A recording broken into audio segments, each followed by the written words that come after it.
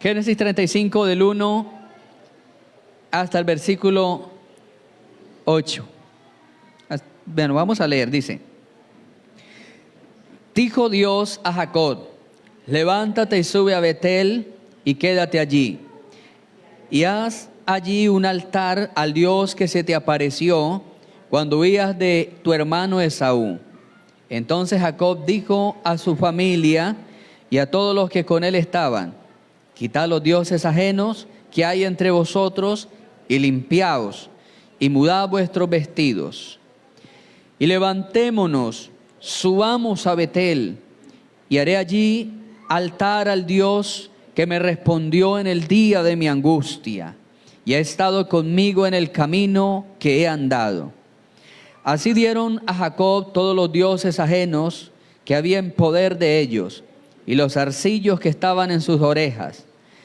Y Jacob los escondió debajo de una encina que estaba junto a Siquem. Y salieron, y el terror de Dios estuvo sobre las ciudades que habían en sus alrededores, y no persiguieron a los hijos de Jacob. Y llegó Jacob a Luz, que está en la tierra de Canaán, entre comillas, este es Betel. Y él y todo el pueblo que con él estaba, y edificó allí un altar y llamó al lugar El Betel, porque allí le había aparecido Dios cuando huía de su hermano. Amén. Dejamos hasta ahí la lectura de la palabra de Dios. Vamos en esta hora de la mañana a compartir bajo el tema de regreso a Betel. De regreso a Betel. Gloria al nombre del Señor. Hemos leído, hermanos, una porción que nos habla de un hombre llamado Jacob. Jacob, en la historia bíblica, es uno de los hombres más importantes para el pueblo escogido por Dios, ya que el pueblo escogido de Dios lleva el título que Dios le da a ese hombre llamado Jacob. En este capítulo es donde la Biblia dice en el versículo 9 que Dios se le apareció a Jacob y le bendijo, y le dijo Dios en el versículo 9 del capítulo 35: tu nombre es Jacob, pero ahora no te llamarás más Jacob, sino que te llamarás Israel. Israel será tu nombre. Y llamó su nombre Israel. Y también Dios le dijo: yo soy el Dios omnipotente, crece, multiplícate.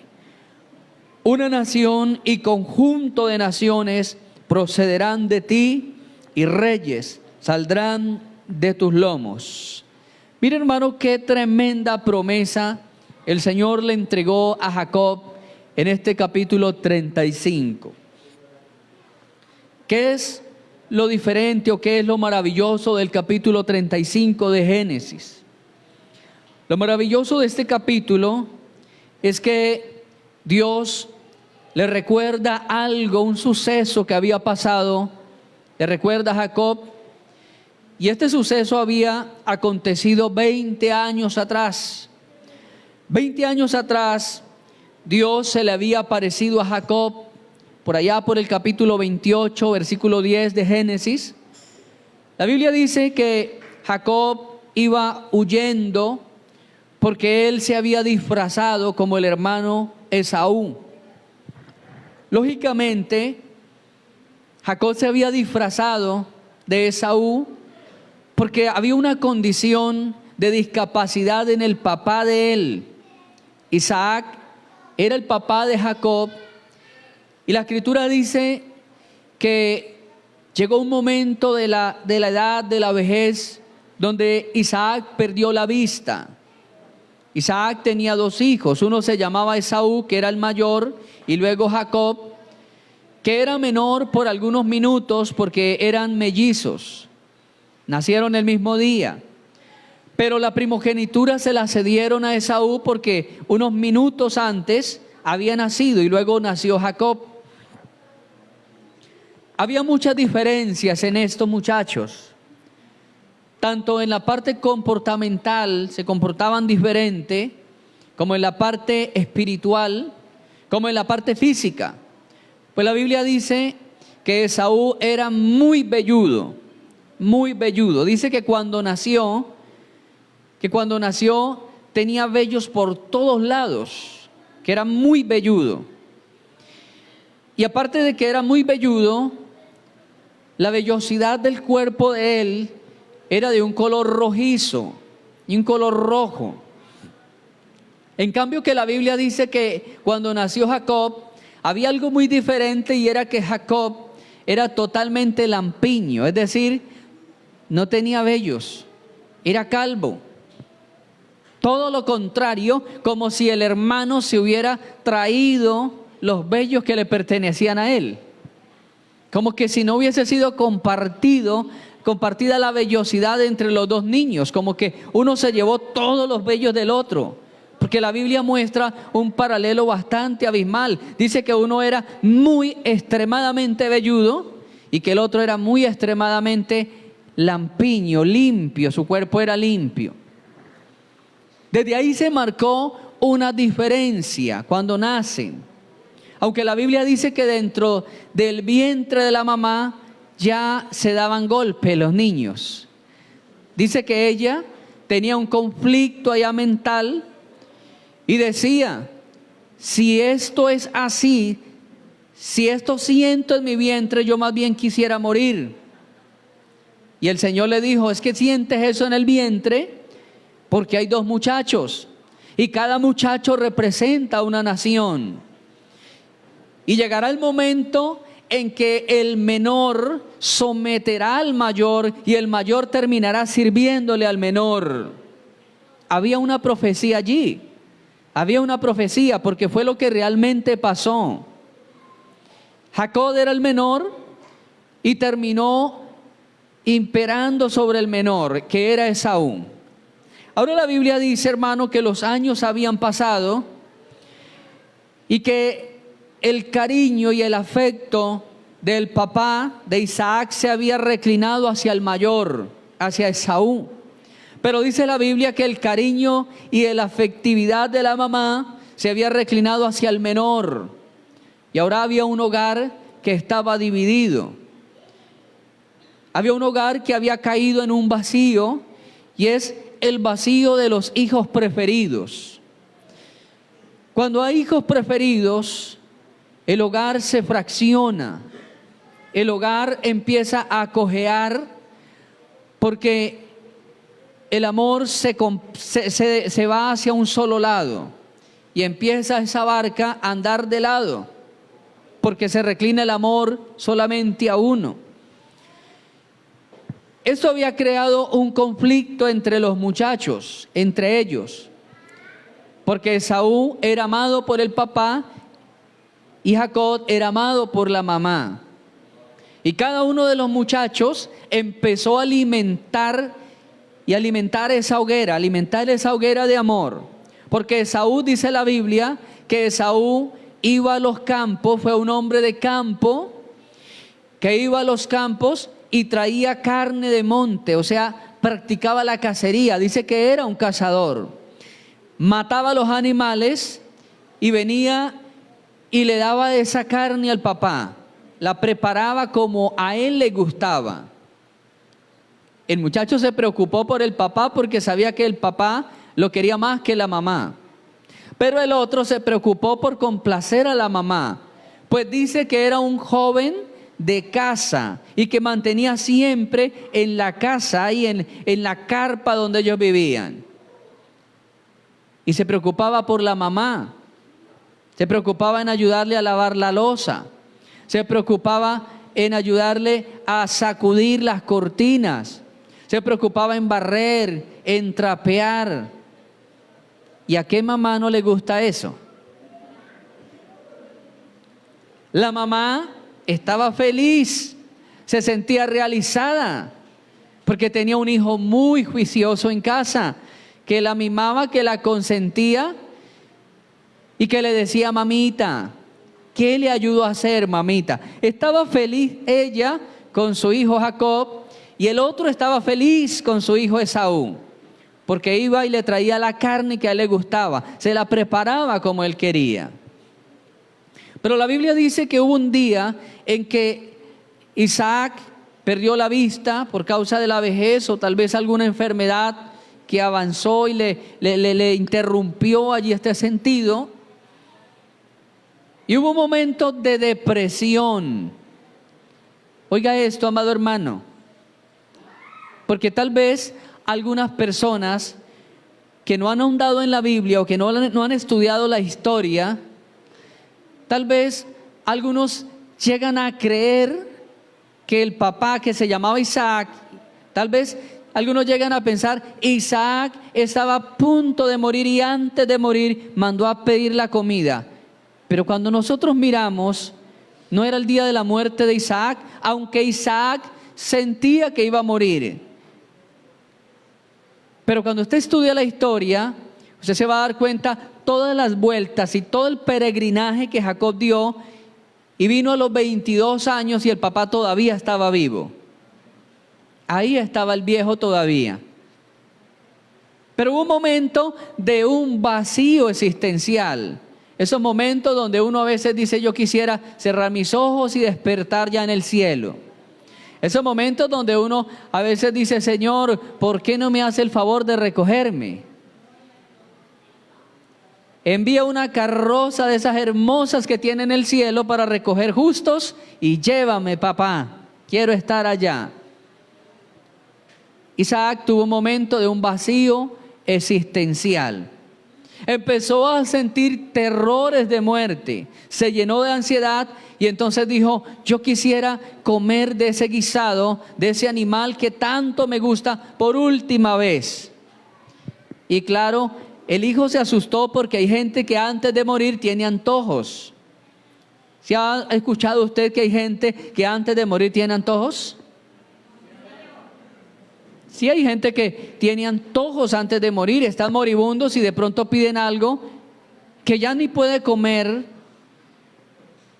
Conocí el caso de un anciano que estaba ya en la etapa terminal y esos última semana dijo: quiero comer un animal de monte, pero quiero que me lo preparen en un sancocho. Imagínense, quería comer un sancocho de un animal de monte, cuando habitualmente no se hacen sancochos de esos animales. Pero hay gente que llega a esos antojos y es el antojo final, el antojo final, el antojo de la muerte. Y cuando cuando el hijo mayor dice: yo quiero comer algo antes de morirme y luego bendecirlo, este muchacho rápidamente dijo: tranquilo, papá. Tal vez lloró: papá, esas palabras son muy duras, pero tranquilo, esta noche usted no se va a acostar sin antes comerse su guisado. Le voy a traer ese animal y esta noche antes de dormir voy a traer su guisado.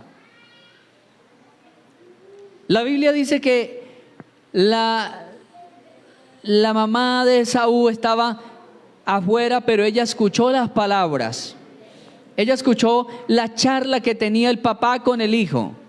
Y fue y tomó a Esaú, tomó a Jacob, que era el hijo que ella amaba, y le dio unas instrucciones.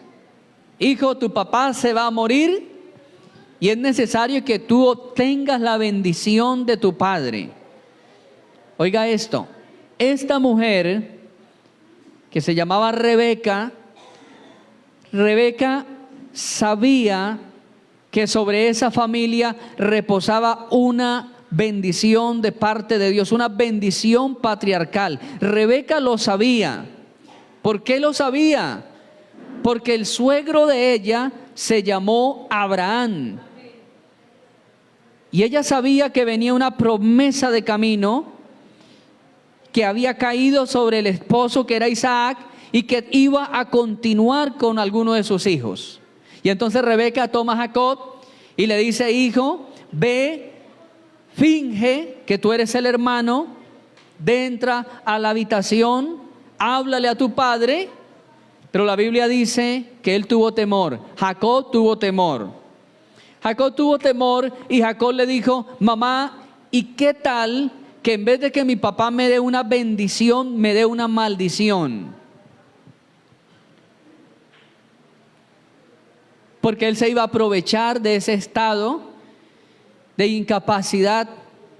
Él iba a aprovecharse de ese estado. Estaba incapacitado, no lo podía mirar. Pero la mamá dijo: tranquilo, yo me voy a encargar de eso. Y la mamá trata de engañar los sentidos. Porque la visión es un sentido que Dios nos ha dado a nosotros.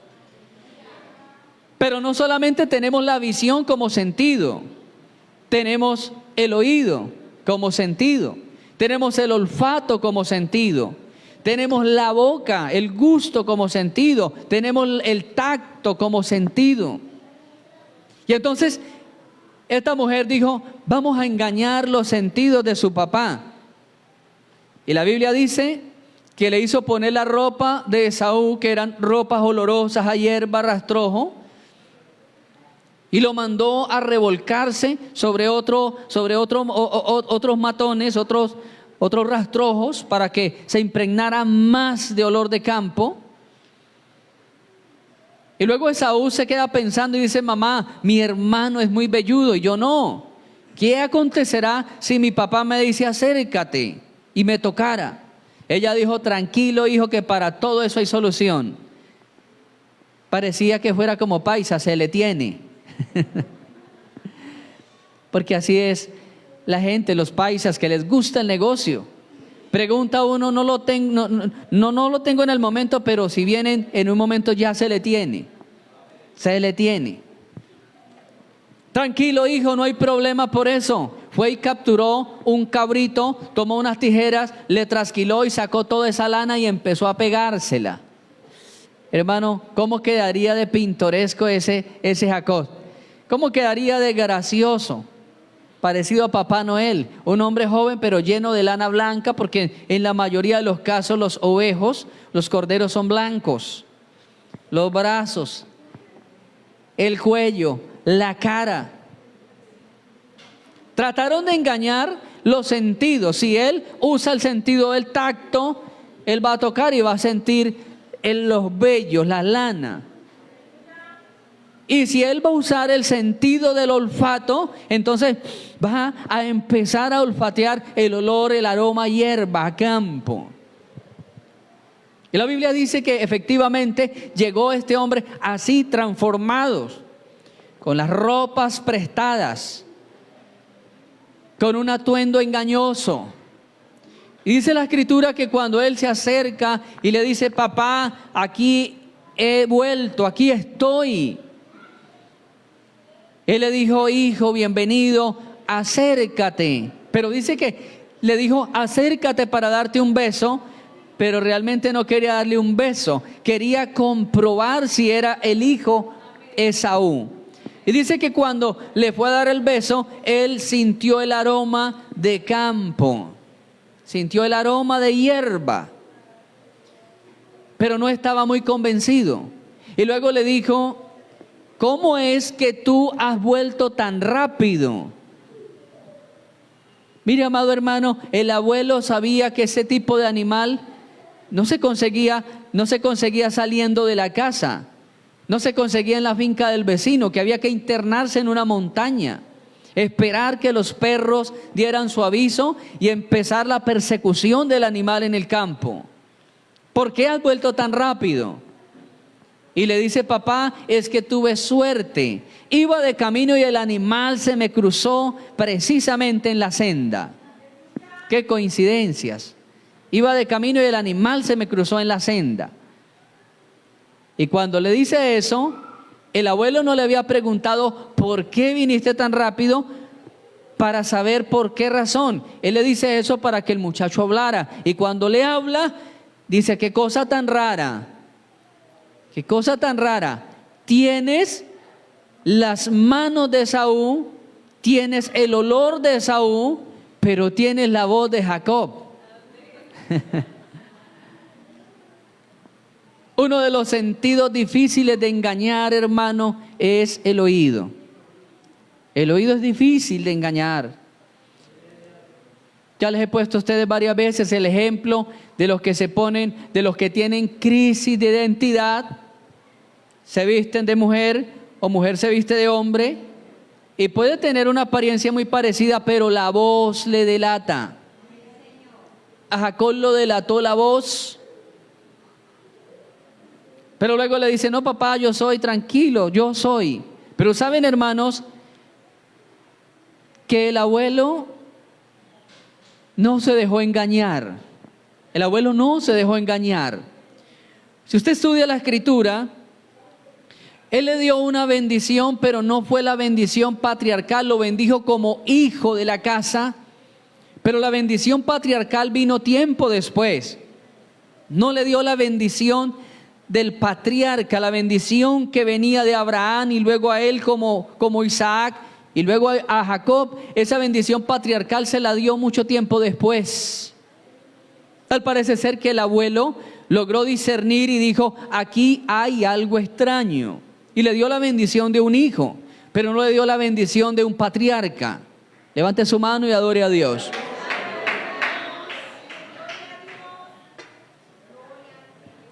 Aunque el abuelo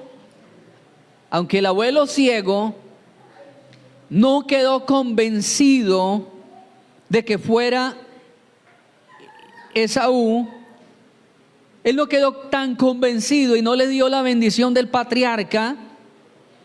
Sin embargo, mi hermano, él le dio la bendición del hijo, pero cuando él viene, cuando el propio hijo, cuando Esaú viene y se presenta con el guisado, entonces Isaac dice, ay Dios mío, ¿a quién le di yo la bendición? ¿Qué hice? Y la Biblia dice que Esaú entonces se llenó de ira contra el hermano. Y estaba furioso y empezó a afilar un cuchillo porque Esaú le gustaba degollar animales, era hombre de cacería, era hombre ágil, era hombre de guerra, de campo, preparado para cualquier embiste de algún asaltante. Y estaba afilando un cuchillo y de pronto dejó salir aquellos pensamientos que a veces se nos salen en voz alta. Afilando el cuchillo dijo, vendrán los días en que mi papá muera y mataré a mi hermano. Por respeto al viejo, por respeto al papá, no se levantó para agredir al hermano. Y tal parece ser, hermanos, que a Rebeca, la mamá de los dos muchachos, le gustaba mucho como espiar a la gente, porque también escuchó la voz de Esaú. Escuchó la conversación del papá y Esaú, y luego escucha la conversación y nuevamente trae al hijo y le dice, vuélate, escápate de la casa porque tu hermano planea matarte. Y como el ánimo del viejo estaba tan caído, había caído en ese vacío existencial, el ánimo del viejo era que se sentía morir en esos días. Y entonces ya dijo, de pronto en estos días quedo sin marido y sin hijo. Vete porque tu papá está para morir y tu hermano va a cumplir. Ella sabía también quién era el hermano. Y huyendo, llegan a cierto lugar, y quiero que me acompañe allí en el capítulo 29, versículo 10 de Génesis.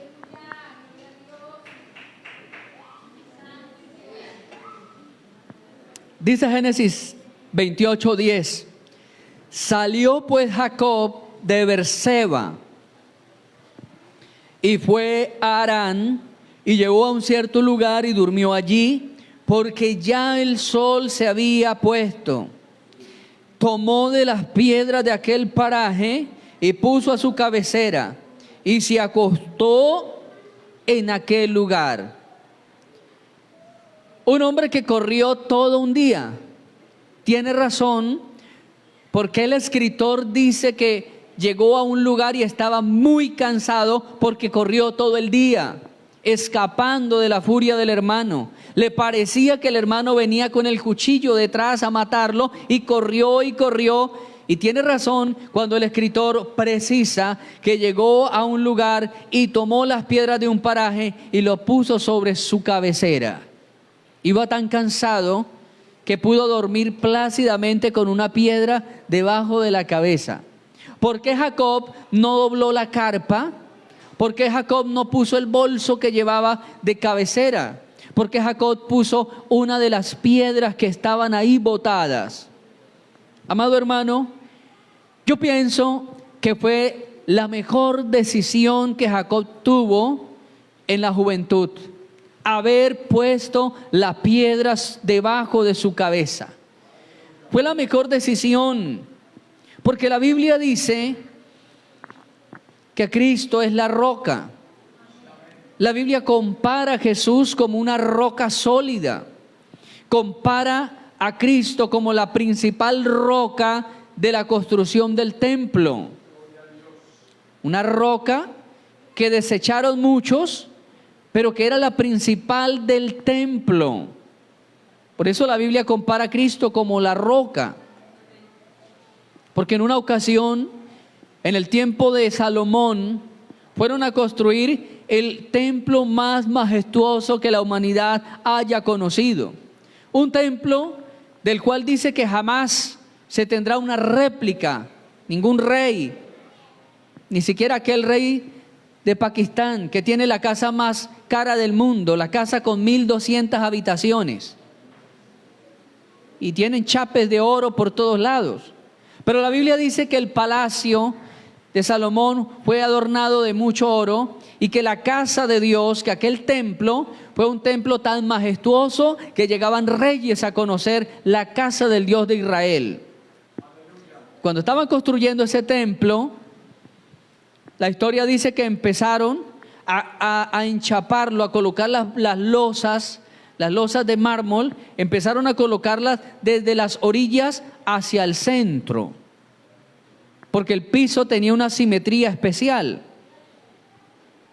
Normalmente, los enchapes de hoy día se comienzan de una de las esquinas, hacia atrás o hacia adelante. Pero el piso del templo de Jerusalén, del templo de Salomón, todo ese templo fue construido a base de enigmas y a base de cálculos matemáticos muy milimétricos, muy precisos. Y los arquitectos, dice la palabra de Dios, que habían sido creados y escogidos por Dios para ese momento, llenos de sabiduría. Y ellos hicieron el plano, y en el plano estaba la ubicación exacta del enlosado del piso. Y se iba a comenzar a colocar el enlosado desde todos los alrededores hacia el centro, y todas las losas tenían una numeración, dice la historia, tenía una numeración, y venía, y cuando se encontraban todos, daba una figura única. La piedra del centro era una piedra que no tenía una simetría parecida a ninguna. Era una piedra especial, rara, extraña. Y la historia dice que cuando arriman, llegan todas esas toneladas de material para construir el templo, colocan en un arrume enorme todas las losas del piso. Y empiezan a clasificar las losas y a mirar y a colocarlas según las medidas, según las dimensiones, las iban clasificando, y de pronto encuentran esa roca, esa piedra que no tenía simetría parecida a ninguna. Una roca que no tenía una figura especial. Y entonces dice uno de los arquitectos, se vino una roca de más. Esta piedra no sirve, no se parece a ninguna. Y entonces dicen que salieron, y donde arrojaban los escombros de la construcción, sacaron la piedra y la embalaron por esa loma abajo, por ese abismo abajo. Rodó. La desecharon. Y pasando el tiempo, que empezaron a pegar el enlosado del templo, y llegan llegan al punto de encuentro de todas las losas y se dan cuenta que hay una simetría extraña allí, hay una figura, quedó un espacio de una figura, y entonces dicen, uno de ellos que estaba ejecutando la obra dice, no es posible, si nos habían dicho que todo estaba milimétricamente ubicado, todo estaba muy bien, los cálculos eran precisos. Y empiezan a pensar, ¿y qué pasó? ¿Qué pasaría? Y luego mandan a traer los arquitectos que habían hecho el diseño, y uno de ellos dice, todo estaba ahí, y esa piedra también estaba ahí. Y entonces uno de los que habían acarreado los materiales inservibles, uno de ellos dijo, venga, yo miro ese espacio y miro la forma, la simetría, y es como la roca que nosotros un día botamos por el abismo abajo. Y entonces mandan a los trabajadores a buscarla, vayan, busquen la ladera abajo, a ver dónde encuentran esa roca. Y se va una embajada de gente buscando, y es preciso, encuentran la roca, la limpian, la llevan y la depositan sobre el espacio que queda entre las losas, y casa perfectamente. Y de ahí que el profeta dijo, la piedra que desecharon los edificadores ha venido a ser la principal, porque es la cabeza del ángulo, dio la horma y el dibujo que necesitaba que quedara en el piso, lo daba la roca que la habían desechado. Por eso Cristo es la roca. Y cuando Jacob, en su ida, en su afán, en su angustia, coloca la roca sobre su cabeza, está colocando a Cristo como cabecera de él, de su angustia, colocando a Cristo como cabecera en medio de sus persecuciones. Hermano, es importante que aprendamos a poner a Cristo debajo de nuestra cabeza. Ponga la cabeza sobre Cristo. Hoy hay gente que está poniendo la cabeza en las deudas. Hoy hay gente que ha puesto la cabeza en el dinero. Hoy hay gente que ha puesto la cabeza en la enfermedad, ha puesto la cabeza en la situación de crisis económica que hay.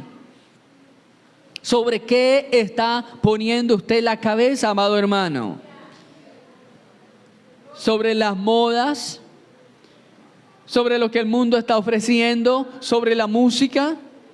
¿Sobre qué está poniendo su cabeza? Jacob tomó la mejor decisión y puso su cabeza sobre una roca, y la roca era Cristo. ¿Cuántos se gozan por eso?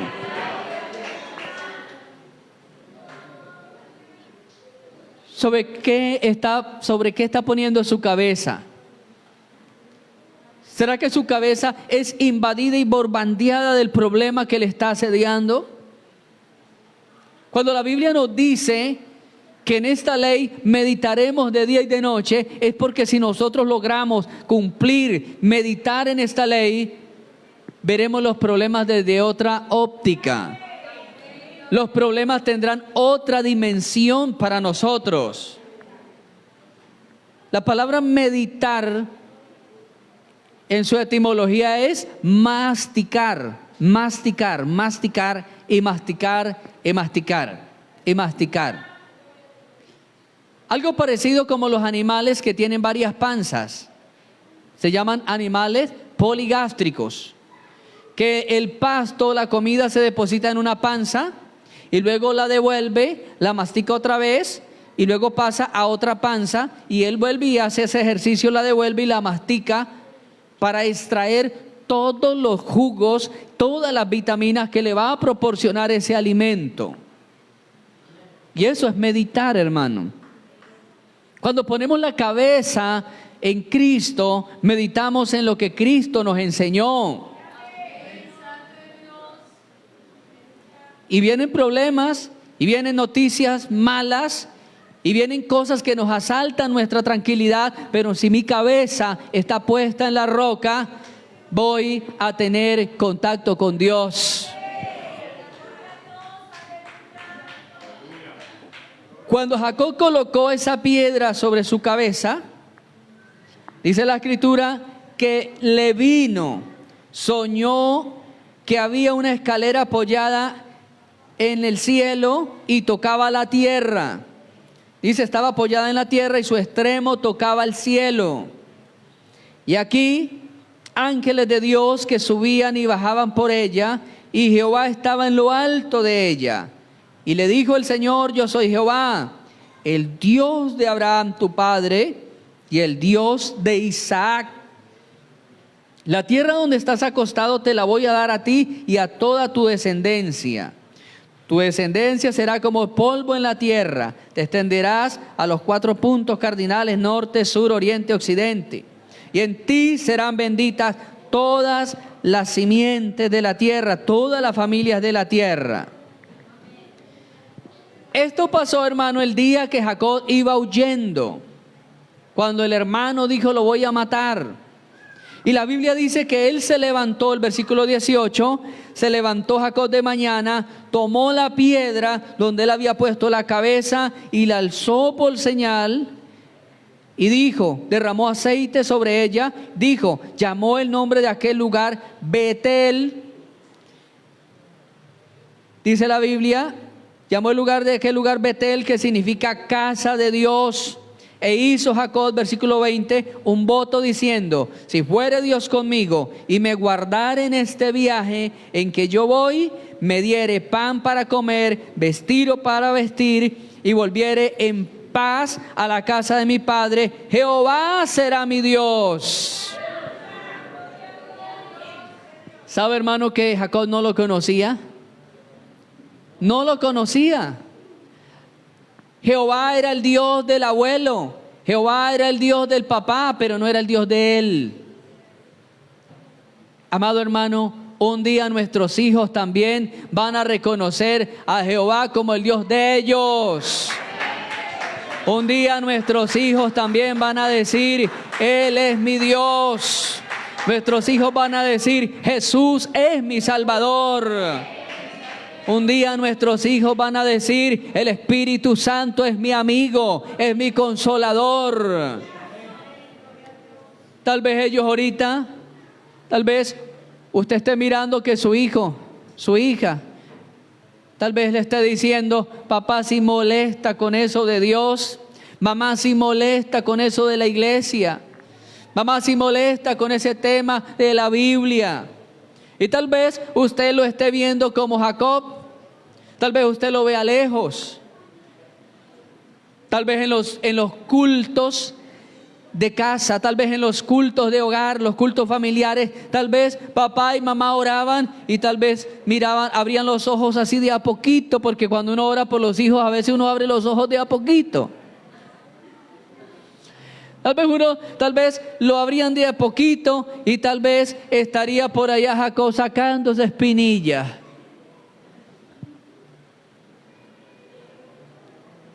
Y tal vez la mamá y el papá le apretaban la mano a Jacob y Jacob se daba cuenta que lo estaban viendo y agachaba la cabeza, porque así son los hijos. Bueno, veo varias sonrisas y que mueven cabezas. Tal vez sea así. Yo lo acompaño en la oración, pero ore rápido porque me pierdo el capítulo de la serie. Ore rápido, ¿qué me pasa? Oren por mí que yo más rato oro. Sí, oren ustedes y yo más ratico oro porque es que me está escribiendo aquí un profesor, me está escribiendo aquí un parce, un pana. Tal vez ese era Jacob, porque no conocía al Dios de sus padres, porque no lo conocía. Y a veces como padres nos desesperamos porque quisiéramos que ellos lo conocieran igual que nosotros. Y quisiéramos, hermano, abrirle el pecho y meterle allá un poquito de lo que sentimos y que los hijos también salgan hablando en lengua. Queremos, pero nuestros hijos deben encontrarse también con el Dios nuestro.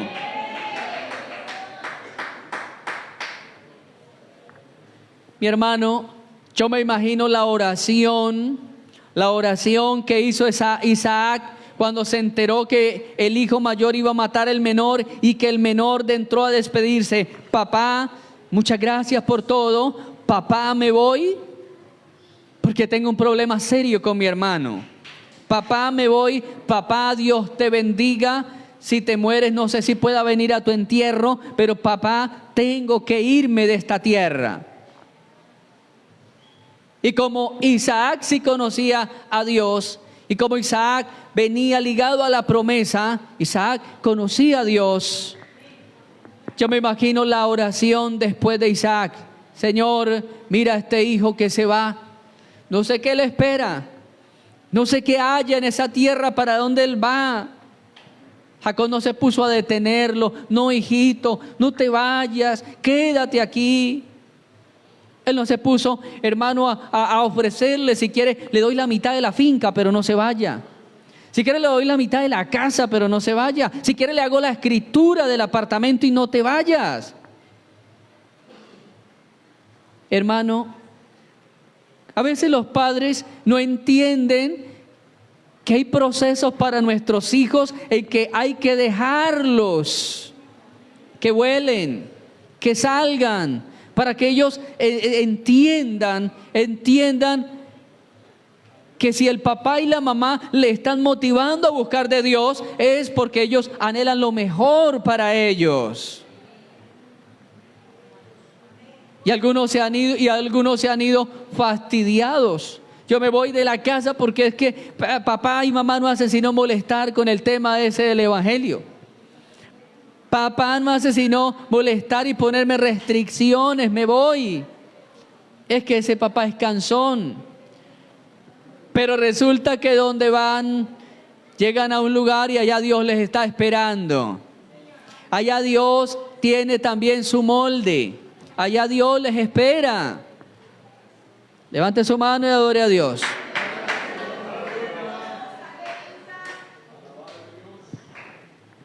Un hermano que nos decía que se había ido para Bucaramanga hace muchos años y empezó a pasar hojas de vida y de pronto alguien dijo, hay una microempresa de ropa interior.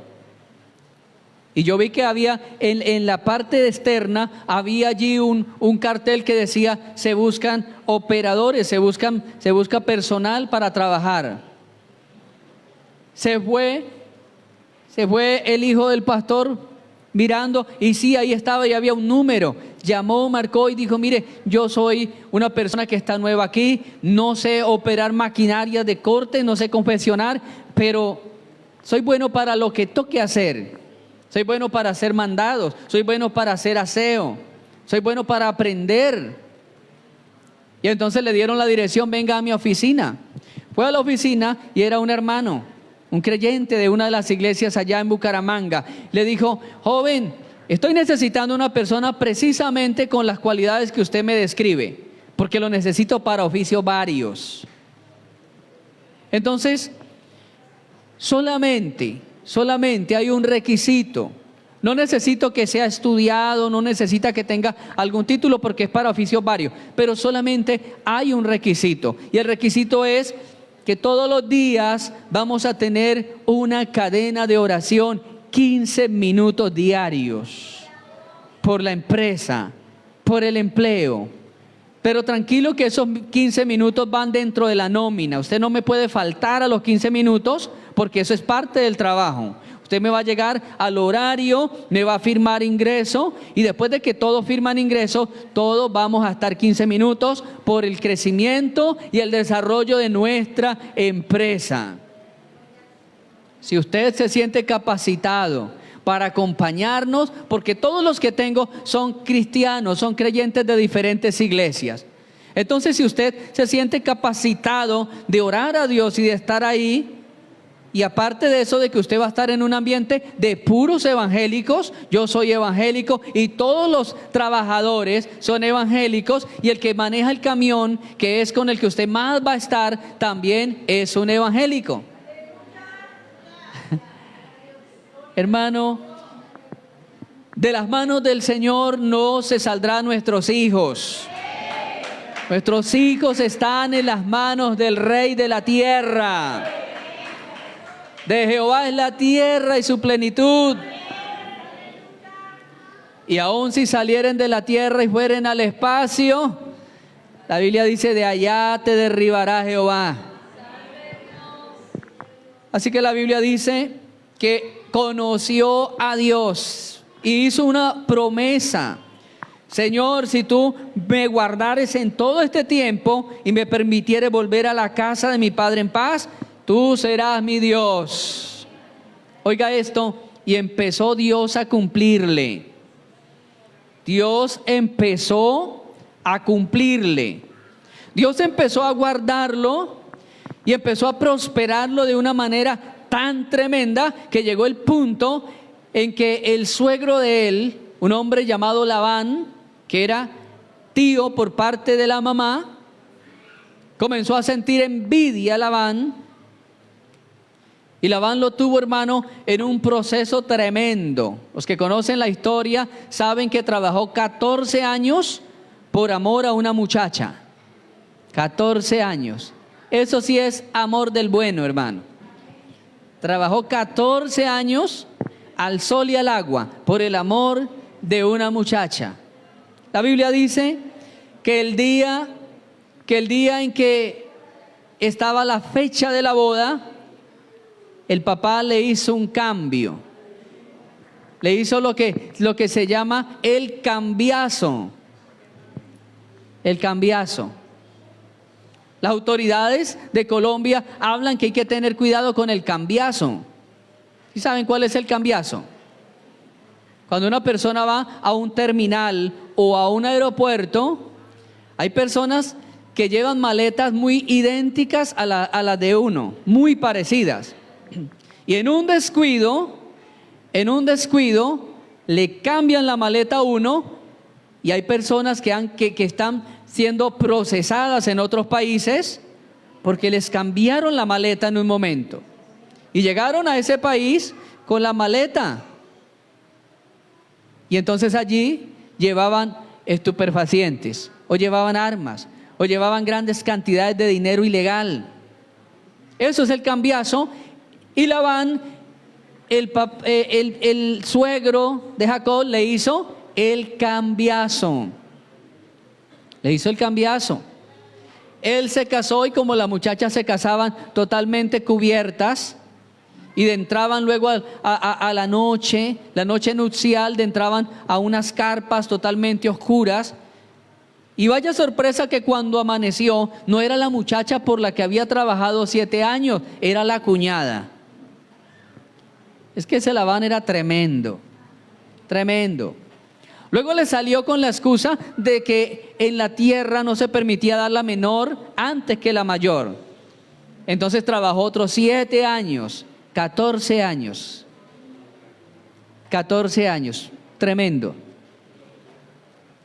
Y después de que trabajó 14 años, ya se quería ir. Y luego Labán le pone otro negocio. No, pero usted me ha trabajado 14 años y no lo puedo dejar ir con las manos vacías. Entonces dijo, trabájeme otros años por el ganado.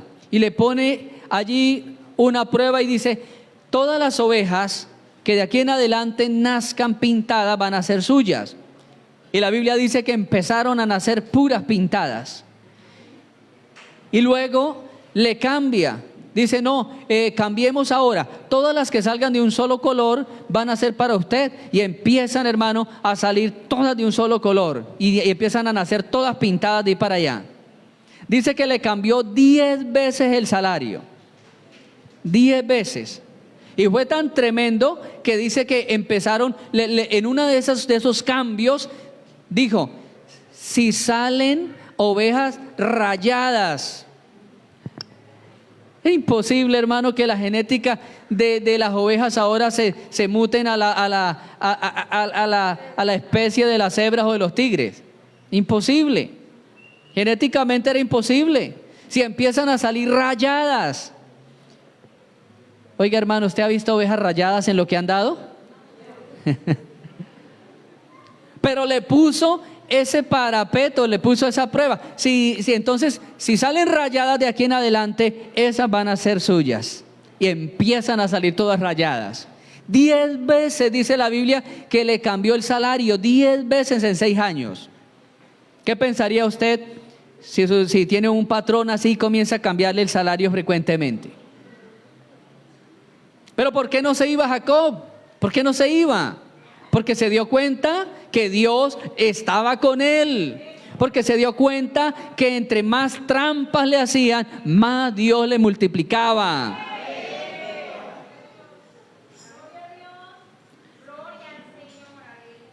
Y tal vez llegó un momento en que él empezó a sentirse fuerte y empezó a sentir que la presencia de Dios estaba con él, que para qué vuelvo a una tierra donde no tengo nada, donde tal vez mi hermano me vaya a matar finalmente después de 20 años. Empezó tal vez a sentirse acomodado.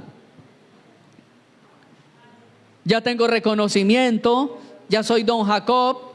Tengo más ganado que mis cuñados, tengo más ganado que mis suegros, tengo reconocimiento, me respetan, tengo muchos obreros a mi lado, tengo esposas, tengo niños. La vida le empezó a sonreír en la tierra de Harán. Pero oiga, hermano, un día en que Jacob volvió a poner la cabeza en la piedra, porque es que cuando ponemos la cabeza en la piedra, los planes nuestros se cambian. Otro día que llegó cansado de estar mirando todos los ganados y de estar mirando todas las posesiones, volvió Jacob otra vez a poner la cabecita en la piedra. Y vino otra revelación, y esa revelación es la del capítulo 35. Y le dijo: levántate y sube a Betel, y haz allí un altar al Dios que se te apareció cuando huías de tu hermano. 20 años habían pasado. 14 años trabajando por la chica que amaba y 6 años trabajando por todo el ganado. 20 años habían pasado. Y ya se sentía acomodado, y viene el Señor a desacomodarlo. Amado hermano, a veces los planes de Dios nos desacomodan en la parte física. Tal vez esa incomodidad que usted está sintiendo, tal vez ese proceso que está viviendo, sea el mover de Dios desacomodándote para poderte acomodar en su plan, en su propósito divino. A su nombre. Y duele pensar que Dios nos va a quitar lo que a veces nos gusta, lo que a veces nos trae paz, para Él acomodarnos en su propósito, en su plan. Y Dios desacomoda otra vez a Jacob. Jacob, ¿te sientes bien? Jacob, tienes renombre, tienes ganado, tienes hijos, pero Jacob, devuélvete otra vez, regresa a tu tierra. Pero él no podía regresar por cualquier camino. Dice la Biblia que había un punto de referencia, y era: vuelve a Betel. Vuelve a Betel, donde me aparecí cuando tú venías huyendo de tu hermano. Volver a Betel era representativo, vuelve a la promesa. Porque cuando Dios se le apareció, le dijo: toda esta tierra te la voy a entregar a ti. Él estaba en una tierra ajena. Él estaba en una tierra donde un día el abuelo había tenido que salir, porque esa tierra era tierra de los caldeos, era tierra de gente idólatra. Por eso vamos a entender que las mujeres de él tenían ídolos, que los hijos tenían ídolos, que los trabajadores tenían ídolos. Por eso dice en el versículo 2, que Jacob le dijo a la familia y a todos los que estaban: quiten los dioses ajenos de entre nosotros, cámbiense los vestidos. ¿Por qué les dijo que sacaran los ídolos? Porque estaban en tierra de caldeos, tierra de ídolos. Y cada vez que nosotros pensamos en volver a Dios, Dios siempre le va a pedir algo a usted. quite algo. ¿Qué ídolo habrá en su vida? ¿Qué ídolo? ¿Sabe que nosotros, hermano, los evangélicos, aprendimos a sacrificar imágenes? Aprendimos a sacrificar estatuas. Aprendimos a sacrificar algunos ídolos físicos, pero hay un ídolo que es el que más se ha aferrado a nosotros, se llama el yo personal, o el ego, como se pronuncia en griego. La palabra yo en griego se pronuncia ego. Ego. Y tal vez somos idólatras de lo que queremos, de lo que amamos. Tal vez idolatramos la comodidad, idolatramos el sueño, idolatramos la pereza. Tal vez idolatramos nuestros propios gustos. Y hemos sacrificado la comunión con Dios por esos propios gustos, por la comodidad nuestra, por la pereza. Cuando sabemos que podemos dar algo más, pero en nosotros se ha formado un ídolo. Y Dios nos dice en esta mañana, hay que volver a la casa de Dios, hay que volver a Betel, al lugar donde Dios se nos apareció un día, al lugar donde el Señor salvó nuestras almas, al lugar donde le hemos hecho promesas. Pero antes de usted volver allá, saque sus ídolos, amado hermano. ¿Qué le está estorbando para tener comunión con el Rey? ¿Qué le está estorbando para usted sentir al Espíritu Santo? ¿Qué hay allí? Tal vez el recuerdo de la niñez, tal vez un complejo, tal vez una herida de injusticia que cometieron cuando usted era niño, tal vez el odio contra alguien, contra su mamá, su papá, el odio contra alguien de esa persona que lo afectó cuando era adolescente. Si queremos ver la gloria de Dios, tenemos que quitar cosas de nuestra vida, amada iglesia. Tenemos que quitar muchas cosas. Y a su nombre. Hace muchos años hizo profesión de fe un varón en la ciudad de Medellín. Y este hombre no gustaba del evangelio, odiaba la iglesia y odiaba toda la Biblia.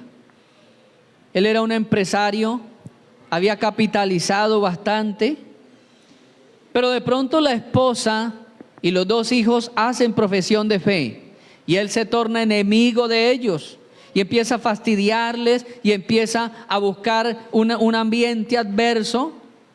Pero ellos seguían y continuaban yendo a la iglesia. Y entonces empezó a hostigarle. Ya me cambiaron por ese Dios. Si mira cómo son ustedes de malos, me cambiaron por ese Dios. La familia se va a dañar por ese Dios. Ahora se va a acabar todo por ese Dios. Y empezó a ejercer presión. Y de pronto un día llega la esposa y le dice: mi amor, nosotros el otro sábado no vamos a estar todo el día. ¿Y eso por qué se van para la iglesia? No, vamos para una parte mejor que la iglesia, mejor que la iglesia. Nos vamos a hacer bautizar con los muchachos. Y nos vamos a las 5 de la mañana y vamos a llegar tal vez en la noche porque vamos a estar en unos bautizos unidos en otro municipio. Y nos vamos todos los hermanos de muchas iglesias para ese bautismo. Aquel hombre discutió, pero luego se pone a pensar un plan y dice: voy a hacer un plan y voy a interrumpir el plan. No los voy a dejar bautizar. Y entonces él hace algunos contactos, alquila una cabaña en un lugar turístico, alquila un guía turístico, alquila un bote y entonces se arma un plan vacacional todo ese fin de semana.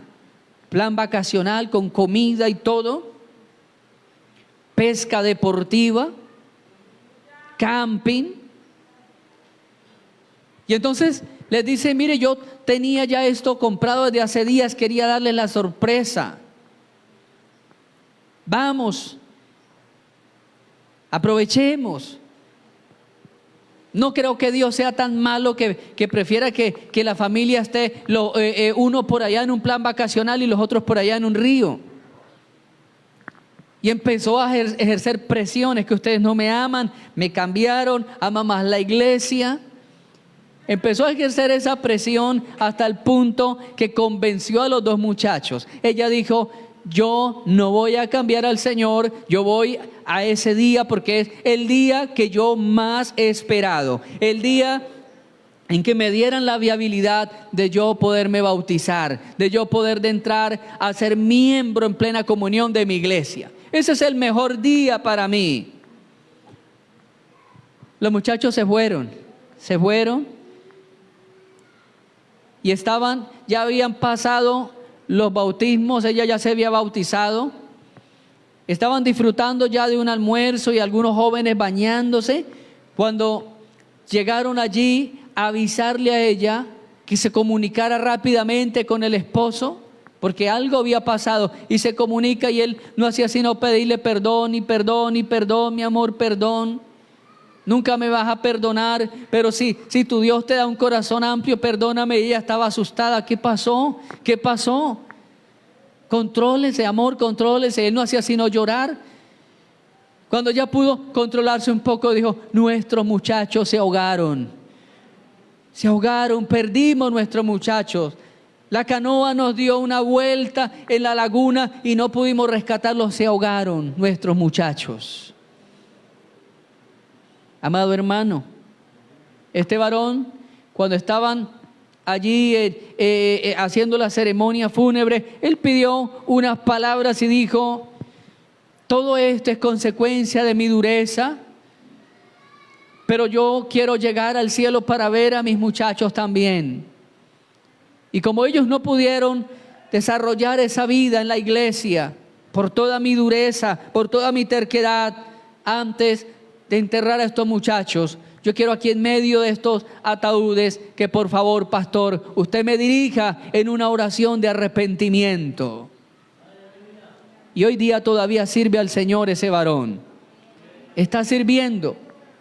Pero Dios tuvo que quitar algo de su corazón, tuvo que quitar algo de su vida para poder servir, para poderse limpiar. Y tal vez usted esté en esa incomodidad porque Dios le está quitando algo que usted amaba, algo que usted quería, y algo que a la vez que lo amaba le estaba impidiendo subir al lugar de la promesa, al lugar del propósito divino. Dios le dijo: acuérdate, sube a ese lugar. Dice la Biblia que se despojaron. Dice que así dieron a Jacob todos los dioses ajenos que habían en el poder de ellos, zarcillos, joyas, todo lo que estorbaba. Y Jacob lo escondió debajo de una encina que está en Siquén. Y el terror de Dios estuvo sobre todas las ciudades de alrededor, y no persiguieron a los hijos de Jacob. Y Jacob llegó a Betel. ¿Cuántos se gozan por eso, hermano? Versículo 7, edificó allí un altar y llamó a aquel lugar El Betel. Significa el lugar de Dios o el Dios de Betel. Porque allí le había aparecido Dios cuando huía de su hermano. 20 años después, tiene otra revelación con Dios. ¿Cuánto tiempo lleva usted que no tiene un encuentro con Dios? ¿Cuánto tiempo hace que usted no habla en lenguas? ¿Cuánto tiempo hace que usted no tiene una visión sobre algo que va a pasar y que eso se haya confirmado? ¿Cuánto tiempo lleva usted sin cumplirle a Dios? Porque usted un día le hizo una promesa a Dios. Porque usted un día, cuando estaba en peligro, invocó a Dios y Dios le respondió, pero usted ha sido irresponsable. Usted ha sido duro de corazón, no le ha respondido, ha dejado pasar el tiempo. Amado, hoy hay una invitación. Dios quiere seguir siendo su Dios. Y Dios quiere renovar otra vez ese mover que hubo en usted un día. Dios quiere renovar en usted el trabajo. Antes trabajaba, antes servía, antes cantaba, antes evangelizaba. ¿Qué ha pasado hoy? 20 años después, tal vez en usted sea 10 años después, 5 años después, 15 años después, ha descuidado su relación con Dios, ha descuidado el impacto que usted estaba teniendo frente a la sociedad, porque Cristo se estaba revelando a través de su vida. Colóquese de pie, amado hermano, en esta hora.